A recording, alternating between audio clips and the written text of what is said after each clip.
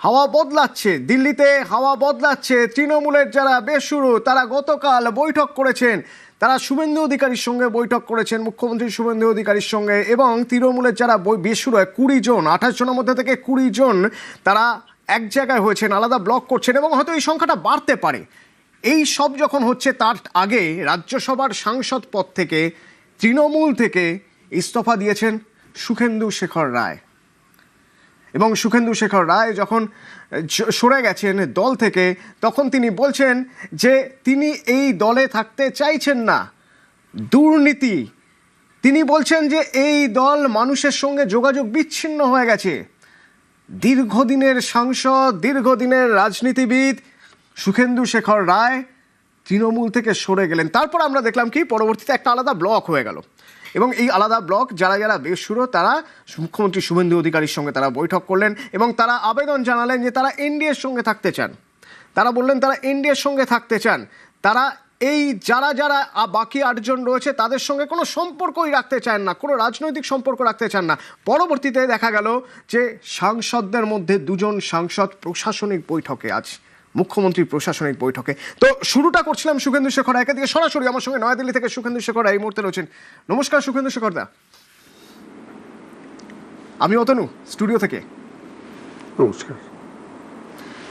একটা আপনার গতকাল থেকে আপনার বক্তব্য সর্বভারতীয় সংবাদ মাধ্যমে ছড়িয়ে পড়েছে, যেখানে তিনি বলছেন, যেখানে আপনি বলছেন যে এই দলে কোথা থেকে দুর্নীতি শুরু হয়েছে। আমি তৃণমূলের কথা বলছি, আপনার প্রাক্তন দল তৃণমূল। দুর্নীতি কোথা থেকে শুরু হয়েছে, তারপরে কোথায় এসে পৌঁছেছে আপনি পারেননি বলে আপনি সরে এসেছেন। কিন্তু রাজনীতি তো সম্ভাবনার জায়গা। সুখেন্দু শেখর দা, আমার প্রথম প্রশ্ন আপনাকে থাকবে যে আপনি এখন কি করবেন, কি সিদ্ধান্ত নিয়েছেন আপনি?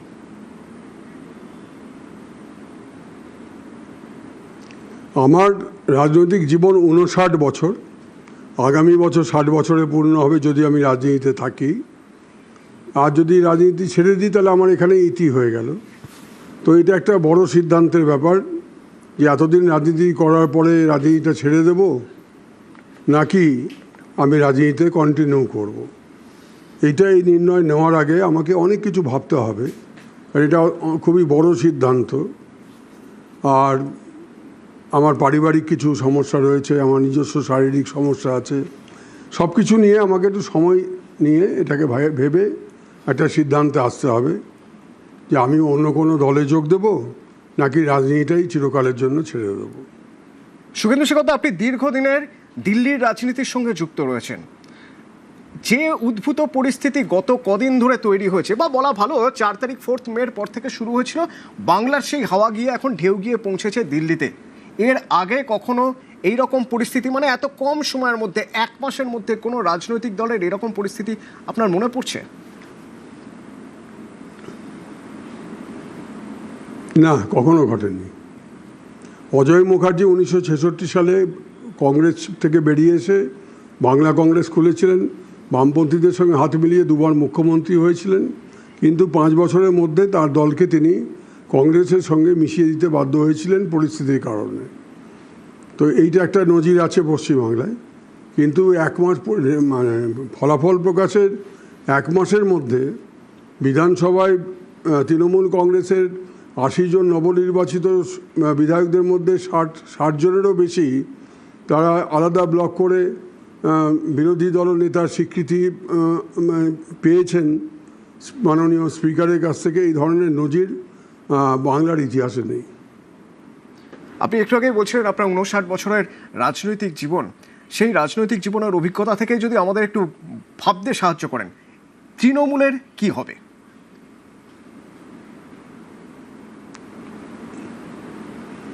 আমি রেজাল্ট আউটের পরে এমপিদের যে মিটিং ডাকা হয়েছিল আমার পূর্বতন দলে, সেখানে আমি ছিলাম। সেখানে দেখলাম ওই 1 ওয়ে ট্রাফিক, অর্থাৎ আগেও যেমন প্রতিটি মিটিংয়ে 2-1 জন লোক বক্তৃতা দিতেন, কিছু নির্দেশিকা দেওয়া হতো, বাকিরা সুবোধ ছাত্রের মতো বা ছাত্রীর মতো সেটা শুনে বাড়ি চলে যেতে হতো। আলোচনা বলতে যা বোঝায় সেটা কখনোই হয়নি, কোনো মিটিংয়ে হয়নি। সেই পরিস্থিতিটা দেখলাম যে হেরে যাওয়ার পরও একটা পর্যবেক্ষণ হয়, পর্যালোচনা হয় যে এইরকম আমরা হারলাম কেন, একটা কারণ বলা হয়েছে যে নির্বাচন কমিশন এবং আধা সেনা মিলিয়ে আমাদের হারানো হয়েছে, এটা একটা ব্যাখ্যা এসেছে। এর বাইরে আর কোনো ব্যাখ্যা হলো না। অর্থাৎ আমরা কোনো পাপ করিনি, আমরা কোনো অপরাধ করিনি, আমাদের কোনো অপদার্থতা নেই, আমাদের কোনো অক্ষমতা নেই। তার বার্তাটার মানেটাই হচ্ছে শুধুমাত্র নির্বাচন কমিশন এবং আধা সেনার জন্য আমরা হেরে গেছি। এটা জনগণের রায়কে অসম্মান করা। আর গণতন্ত্রে যদি জনগণের রায়কে অসম্মান করি তাহলে সেই দল তার অস্তিত্ব টিকিয়ে রাখতে পারে না। ইন্দিরা গান্ধীর মতো মানুষ, যাকে তখনকার বিরোধীরা ডিকটেটর বলতেন, তিনি পরাজয়ের পরে রাষ্ট্রপতির কাছে ইস্তফা দিলেন এবং 2 লাইনের একটা স্টেটমেন্ট দিয়েছেন প্রেসকে যে জনতার রায় আমি মাথা পেতে নিলাম এবং নতুন যারা ক্ষমতায় আসলেন তাদের জন্য রইল আমার আন্তরিক শুভকামনা। কনস্টিটিউশনে কোথাও প্রভিশন নেই, এ কথা বলা নেই যে রাজ্য ক্ষমতা থেকে চলে গেলে বা নির্বাচনে হেরে গেলে মুখ্যমন্ত্রী বা প্রধানমন্ত্রীকে গিয়ে পদত্যাগ করতে হবে, কনস্টিটিউশনে কোথাও বলা নেই। কিন্তু এটা গণতান্ত্রিক শিষ্টাচার, গণতান্ত্রিক সৌজন্য, যেটা ইন্দিরা গান্ধী দেখাতে পেরেছিলেন, তথাকথিত ডিকটেটর। সেখানে আমরা এই শিষ্টাচারটা পর্যন্ত দেখাইনি। আমি ওই RG কর আন্দোলনের সময় থেকে বুঝেছিলাম যে এই দলের কোনো ভবিষ্যৎ নেই, কারণ মানুষ, সেটাই ছিল last warning of the people. দেওয়াল লিখন আমরা পড়তে পারিনি, আমাদের যারা নেতৃত্ব তারা পড়তে পারেনি, বরঞ্চ ওই অপরাধটাকে কীভাবে ধামাচাপা দেওয়া যায় তার জন্য সমস্ত প্রমাণ লোপাট করা থেকে শুরু করে যাবতীয় ব্যবস্থা নেওয়া হয়, যার জন্য আজও ওই ব্যাপারটা নিয়ে ধোঁয়াশা রয়েই গেল, সমস্যার সমাধানটা হয়নি এখনো পর্যন্ত। তো সুতরাং তখনই আমি ভেবেছিলাম যে দল ছেড়ে দেবো, রাজ্যসভা ছেড়ে দেবো। কিন্তু আমি একটা জিনিস তখন আমি সদ্য তার কয়েক মাস আগে আমার স্ত্রীকে হারিয়েছি, আমার একমাত্র মেয়ে আর নাতনি রয়েছে আমার কাছে।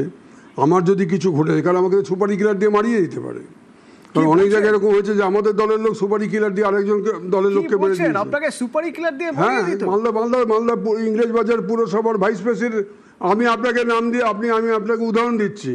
মালদার ইংরেজবাজার পুরসভার ভাইস প্রেসিডেন্ট দুলাল সরকার, তাকে যারা খুন করালো সুপারি কিলার দিয়ে, তারা সবাই এখন জেলে আছে, তারা সবাই তৃণমূলের। তো আমাকেও করতে পারে আমার কণ্ঠরোধ করবার জন্য। আমার কণ্ঠরোধ করবার জন্য পুলিশ আমাকে 2 বার সামন করেছিল একই দিনে। আমি যাইনি, আমি অসুস্থ তখন, শয্যাশায়ী, প্রেসক্রিপশন পাঠিয়েছি। আমি সময় চাইলাম শুধু, আমি যাবো না বলিনি, কারণ আমি তো চোর বাটপার নই। আমি পুলিশকে ভয় পাই না যে আমি যাব না। আমি একটা টুইট করেছি, তার জন্য আমাকে ডেকে পাঠানো হচ্ছে একই দিনে 2 বার। মেডিকেল প্রেসক্রিপশন দিয়ে আমি সময় চাইছি যে আমাকে কয়েকদিন সময় দাও, একটু সুস্থ হলেই আমি যাব। তারপরেও আমাকে সামন পাঠাচ্ছে পুলিশ। আমি তো বুঝলাম যে মতলব খারাপ, তখন আমি হাইকোর্টে গেলাম।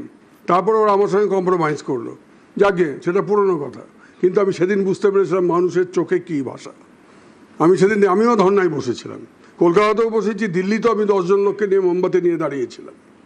আচ্ছা, আজকে আমি বলছিলাম, আমি তখনও বলেছিলাম, একা ভারতবর্ষে 800 জন সাংসদ আছে লোকসভা রাজ্যসভা মিলিয়ে, আমি প্রথম এটা করেছিলাম, তারপরে জহর সরকার বা অন্যান্যরা করেছে। তো সুতরাং আমি তখনই আমি সিদ্ধান্ত হয়তো নিয়ে ফেলতাম, কিন্তু আমার মেয়ে এবং নাতনির কথা ভেবে আমি ওই রিস্কটা, তখন ঝুঁকিটা নিইনি। তারপর আমি জানতাম যে এই দল থাকবে না, ঠিক আছে, আর কিছুদিন বাদে তো ইলেকশন হবে, এটা lock stock and barrel, this people will go. তাই হলো। আচ্ছা সুখেন্দু কথা, আপনি তো আমার 59 বছর রাজনৈতিক অভিজ্ঞতা তো এমনি বৃথা যায়নি। আমি রাষ্ট্রবিজ্ঞানের ছাত্র, আমি তো চুরি করে টুকে পাস করার লোক নই। আপনি দীর্ঘদিন কংগ্রেসের রাজনীতি করেছেন, সেখান থেকে আপনি তৃণমূলে এসেছিলেন, এবং এই যে যখন তৃণমূলের শুরুর দিকে তৃণমূল, এই যে একটু আগে আপনি বলছিলেন ওয়ান ওয়ে ট্রাফিক, ওখানে কাউকে বলতে দেওয়া হয় না, শুধু একজন বলবে বা দুজন বলবে, তারা তাদের সিদ্ধান্তটা চাপিয়ে দেওয়া হবে। এটা কি শুরু থেকেই এরকম ছিল, নাকি পরবর্তীকালে সময়ের সঙ্গে সঙ্গে এটা হয়েছে? হ্যাঁ, শুরু থেকে এরকম। না, শুরু থেকে এরকম ছিল, এবং চলে যাওয়ার পর তো আরও ভয়ঙ্কর। যদি কারো কিছু বলার থাকে লিখিতভাবে আমার কাছে পাঠান। গত মিটিংটার মানেটা কি? এই যে আপনার সঙ্গে আমি কথোপকথন করছি, অতনুবাবু, এটাও তো একটা মিটিং, অনলাইন মিটিং, তাই তো? ঠিক। আচ্ছা, এই যে ধরুন যদি আমি গত 4-5 বছরের কথা বলি, শেষের 4-5 বছর, সেই সময় কি পুরো ব্যাপারটা আইপ্যাকের কন্ট্রোলে ছিল? মানে আইপ্যাক সব সিদ্ধান্ত নিচ্ছে, দলের কর্মীদের কোনো আবেগ, নেতাদের কোনো আবেগ সেখানে কোনো কাজ করছে না, এরকম পরিস্থিতি হয়ে যাচ্ছে? আমাদের পঞ্চায়েত স্তর পর্যন্ত, পঞ্চায়েত স্তর থেকে শুরু করে দিল্লি পর্যন্ত, হ্যাঁ, local body, regional body, state committee, national committee, এখন তো সবাই ন্যাশনাল। ইন্টারন্যাশনালি ফেমাস লোকগুলো এখন ন্যাশনাল কমিটি, কেউ ন্যাশনাল চেয়ারম্যান, কেউ ন্যাশনাল জেনারেল সেক্রেটারি, কেউ ন্যাশনাল স্পোর্টসম্যান থাকে। এবার দেখা গেল ওই কাঠামোটা ঠিকই আছে, কিন্তু হাইজ্যাক করে নিল একটা ভাড়াটে সেনার দল, সেটা হচ্ছে আইপ্যাক। ওরা লুট করতে এসছে টাকা পয়সা। শুনলাম কাগজে দেখেছিলাম 800 কোটি টাকা নাকি প্রথম ডিল হয়েছিল, যে ওদেরকে 800 টাকা পারিশ্রমিক দিতে হবে। তারা নাকি সোশ্যাল ইঞ্জিনিয়ারিংয়ের মাধ্যমে আমাদের দলকে এমন আধুনিক প্রযুক্তির মাধ্যমে গাইড করবে যে আর কোনো দিন আমাদের পরাজয়ের মুখ দেখতে হবে না। তারপর শুনলাম যে ওরা সব পরে চোর, এবং শুধু চোর না, ডাবল ক্রস। ডাবল ক্রস মানে আমাদের খবর বিজেপিকে দিয়ে দিচ্ছে যে আমাদের রণকৌশল কি আসন্ন নির্বাচন নিয়ে, আর বিজেপির কাছ থেকেও টাকা নিচ্ছে আর আমাদের কাছ থেকেও টাকা নিচ্ছে। আর টাকাটা কে জোগাচ্ছে, কারা জোগাচ্ছে? আমরা সারা ভারতবর্ষে একটা রিজিওনাল পার্টি, অন্য জায়গায় কোথাও আমাদের এতটুকু কিছু নেই। যাদের দাঁড়িয়েছিল বেশিরভাগ জায়গায় আমাদের জামানত জব্দ হয়েছে, গোয়া হোক, আসাম হোক, ত্রিপুরা হোক, যেখানে আমরা ক্যান্ডিডেট দিয়েছি। তো আমরা ইলেকটোরাল বন্ডে বিজেপির পরে আমরা সেকেন্ড, কংগ্রেস ডিস্ট্যান্ট থার্ড। ভাবা যায়? যারা টাকা দিচ্ছিল আমাদের ইলেকট্রাল ফান্ডে তারা কারা? আচ্ছা, আপনি বলছিলেন যে আপনার মধ্যে একটা অদ্ভুত সাহস তৈরি হয়েছিল, যে এত মানুষ যে সারা পৃথিবীর মানুষ রাস্তায় নেমেছেন, তারা তো ভুল হতে পারেন না।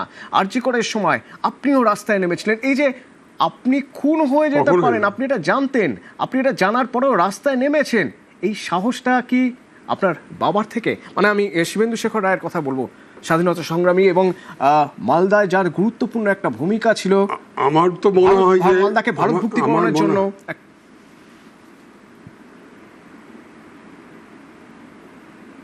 হ্যাঁ বলুন, মালদাকে ভারতের অন্তর্গত করার জন্য একটা বিরাট ভূমিকা ছিল আপনার বাবার, শিবেন্দু শেখর রায়ের। তো আপনার সাহস কি তার থেকেই পাওয়া?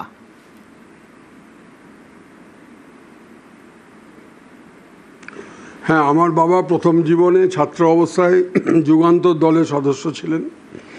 তারপর নেতাজি সুভাষচন্দ্র বসুর তৈরি অল বেঙ্গল স্টুডেন্টস অ্যাসোসিয়েশনের ফাউন্ডার মেম্বার ছিলেন।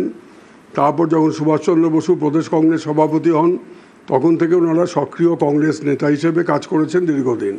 কিন্তু সুভাষচন্দ্র বসু যখন নিখোঁজ হয়ে গেলেন, মানে নিরুদ্দেশ হয়ে গেলেন, তখন থেকে তারা যারা সুভাষপন্থী ছিলেন কংগ্রেস দলে, তারা কোণঠাসা হয়ে পড়লেন। তার ইতিমধ্যে বাবা মালদাতে প্র্যাকটিস শুরু করেছেন, সিভিল লয়ার হিসেবে কিছু নাম ডাক হয়েছে।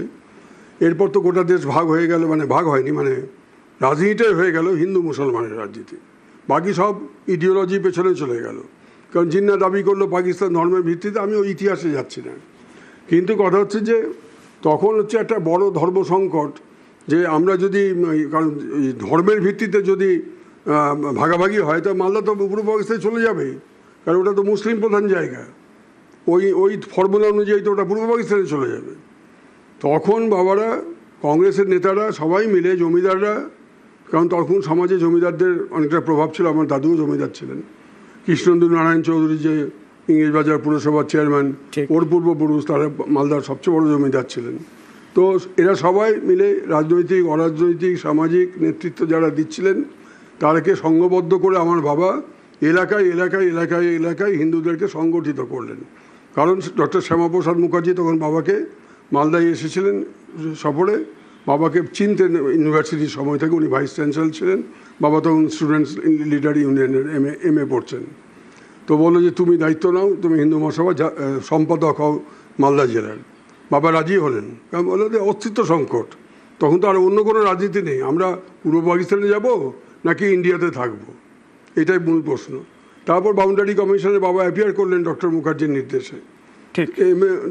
Eminent barrister এন.সি. চ্যাটার্জি, তিনিও ছিলেন দক্ষিণবঙ্গকে বাঁচাবার জন্য।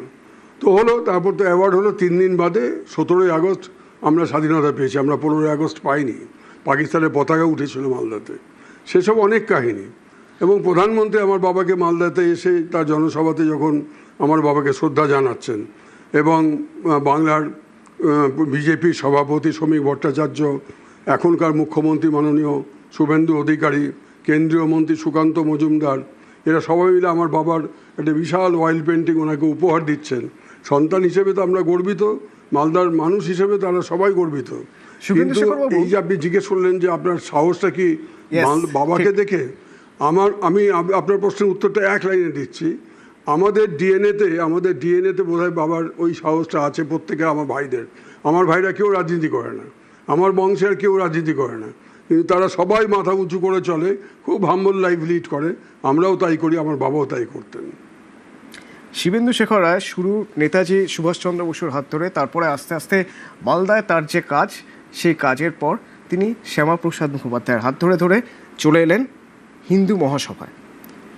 আমি যদি বলি যে আপনি ভয় পান না, আপনার মধ্যে সেই ডিএনএ কাজ করছে, আপনি দীর্ঘদিন ধরে রাজনীতির সঙ্গে রয়েছেন, অন্যায়ের সঙ্গে আপোষ করেন না, এবং আস্তে আস্তে আস্তে আস্তে আপনিও ঠিক যারা ঠিক কাজ করছে, দেশের কথা ভাবছে, দেশের জন্য রাজনীতি করছে, তাদের দিকে চলে আসতে চাইছেন, তাহলে কি একটা বৃত্ত সম্পূর্ণ হচ্ছে?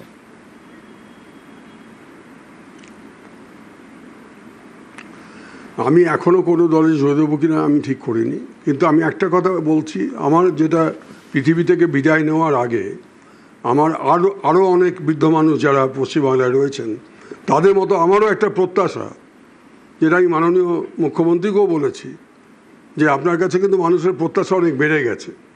তার কারণ 49 বছরের বাম শাসন এবং আমার পূর্বতন দলের শাসনে বাংলা মরুভূমিতে পরিণত হয়েছে।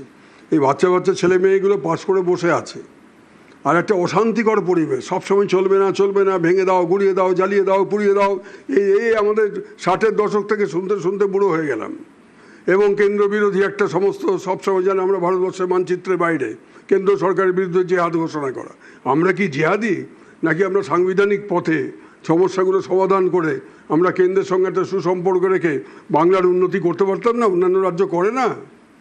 তো সুতরাং আমার যেটুকু প্রত্যাশা, জীবনের শেষ প্রত্যাশা, যে অন্তত এই মরুভূমি যে হয়েছে, মরুভূমিতে মরুদ্যান গড়ে উঠুক, আমাদের ছেলে মেয়েদের মুখে একটু হাসি ফুটুক, আমজনতা একটু শান্তি ফিরে পাক, মহিলারা নিরাপদ হন, এটা ঈশ্বরের কাছে কামনা, এবং বর্তমান সরকারের কাছেও আমার এটা প্রার্থনা যে আপনারা সঠিক পথেই যে কর্মসূচিগুলো নিয়েছেন, সঠিক পথে সেই কাজ শুরু করেছেন, এটাকে ত্বরান্বিত করুন যত দ্রুত সম্ভব। আমরা একসময় 1 নম্বর ছিলাম শিল্পে, দরকার নেই আমাদের 1 নম্বর হওয়ার, কিন্তু অন্তত এই পরিস্থিতি থেকে আমরা যাতে পরিত্রাণ পাই, সেইটুকু ব্যবস্থা করতে পারলেও জনগণের আশীর্বাদ আপনাদের উপরও বর্ষিত হবে বলে আমি বিশ্বাস রাখি একজন নাগরিক হিসেবে।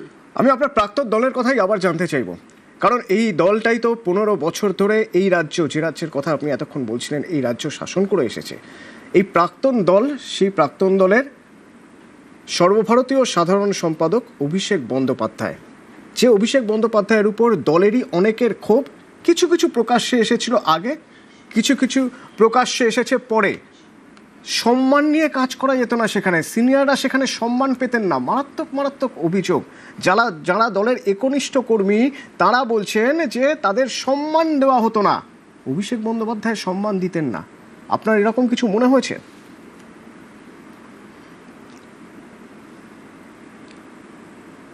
না, আমাকে কোনোদিন উনি অপমান করেননি, আর আমার সঙ্গে তার বিশেষ কোনো সাক্ষাৎকার ছিল, আমার বয়সের তফাৎ, অনেক যুগ বাদে একজন ইয়াং ম্যান উঠছে রাজনীতি, এরকম ভেবেছিলাম, কিন্তু দেখলাম যে না, এটা ঠিক নয়। আমি একটা পার্টির প্রতিষ্ঠাতা, তার জন্য আমি একজনকে কার্বাইড দিয়ে পাকাবো বা একটা extra constitutional centre of authority তৈরি করব, সংবিধান বহির্ভূত একটা ক্ষমতা কেন্দ্র তৈরি করব, সেখানে তো সবাইকে গিয়ে নতজানু হতে হবে।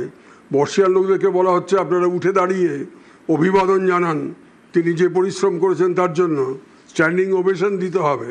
এইরকম পরিস্থিতিতে অন্তত আমাকে পড়তে হয়নি। অন্য কাউকে পড়তে হয়েছে আপনি শুনেছেন? এর মধ্যে পুরনো যারা,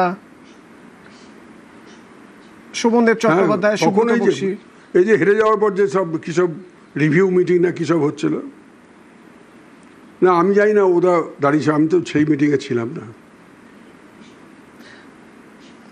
মানে মানে এটা এটা আপনি কি শুনেছেন মানে দলের অন্য কারো কাছ থেকে যে সুব্রত বক্সিকে নাকি সেভাবে সম্মানই দেওয়া হয়নি কখনো, অভিষেক বন্দ্যোপাধ্যায় সম্মান দেননি? সুব্রত বক্সি জন্মলগ্ন থেকে রাজ্য সভাপতি। আমি ওকে প্রচণ্ড শ্রদ্ধা করি।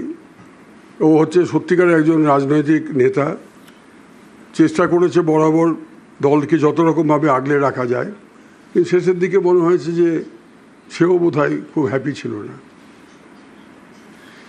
সুখেন্দু শেখরদা, আপনি আপনি সাহস দেখে রাজ্যসভার সাংসদ পদ ছাড়লেন, আপনি দল ছাড়লেন। আচ্ছা, রাজ্যসভার আর কেউ, আর কারোর মধ্যে আপনার এই সাহস কি সংক্রামিত হয়েছে বলে মনে হচ্ছে? আপনার লাইনে আর কেউ আছে?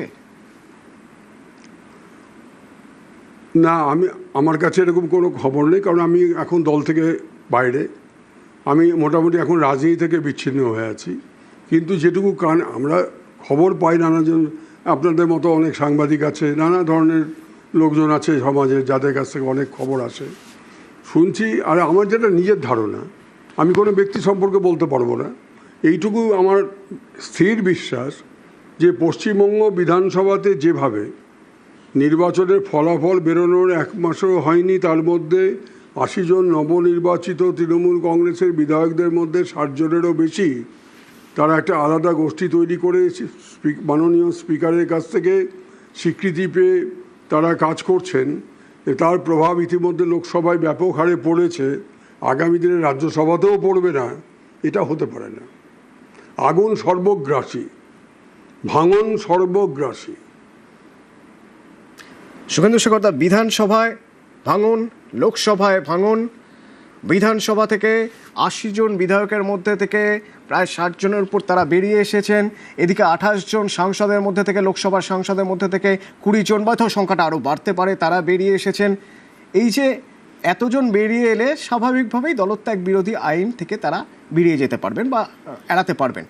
আমার এখানে প্রশ্ন আপনার কাছে, আপনি এতদিনের আপনার রাজনৈতিক জীবন, আপনার রাজনৈতিক প্রজ্ঞা কি বলে যে দলের প্রতীক, দলের নাম কাদের সঙ্গে থাকবে, বা ধরুন যারা বেরিয়ে এসেছেন তাদের এই ব্লকের সঙ্গে রাখতে গেলে কিভাবে থাকবে, নিয়মটা কি?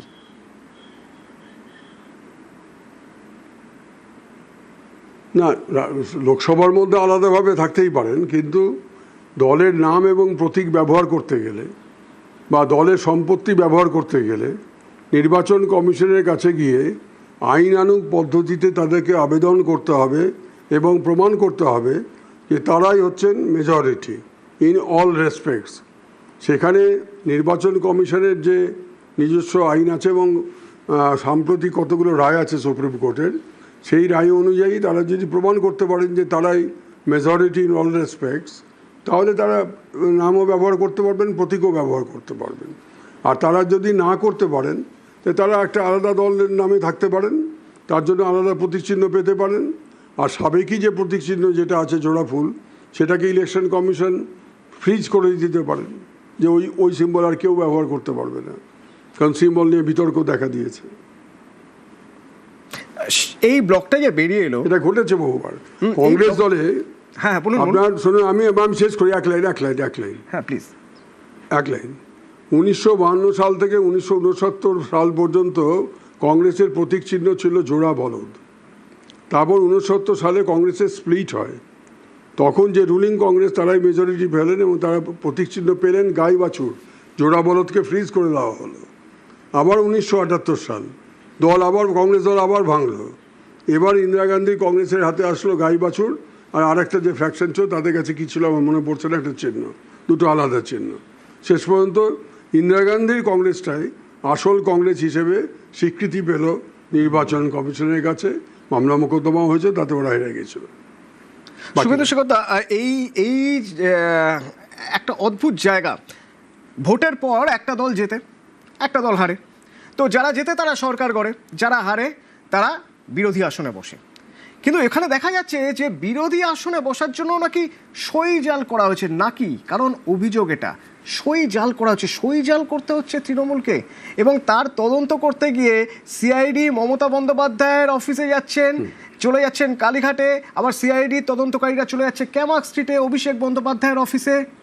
কি বলবেন?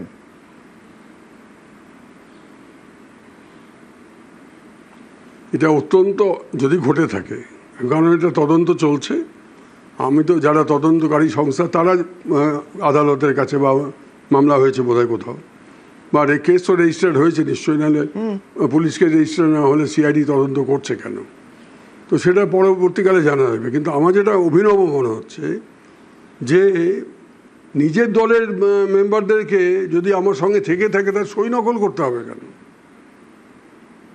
এটা একটা অভিনব ঘটনা। মানে এতদিন ধরে এত চুরির অভিযোগ এই 15 বছরে, যখন সে সময় শাসক দল তৃণমূল, তাদের বিরুদ্ধে বিরোধীরা চাকরি চুরি, বালি চুরি, হ্যাঁ মাটি চুরি, সব রকম চুরির অভিযোগ করেছে। শেষমেশ ক্ষমতা থেকে যাওয়ার পরে অভিযোগ কয়লা চুরি, গরু চুরি,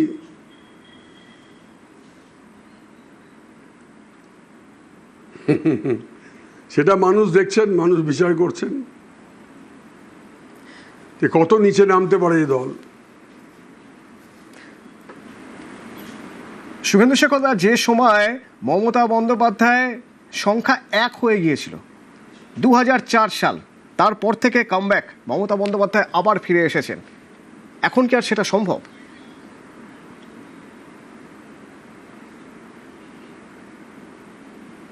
দেখুন, রাজনীতি হচ্ছে একটা সম্ভাবনার শিল্প, আর্ট অফ প্রবাবিলিটি বা পসিবিলিটি। তো সুতরাং কি ঘটবে না এটা বলা খুব মুশকিল, কিন্তু আমার কেন জানি না মনে হয় অসুবিধে আছে দুটো কারণে।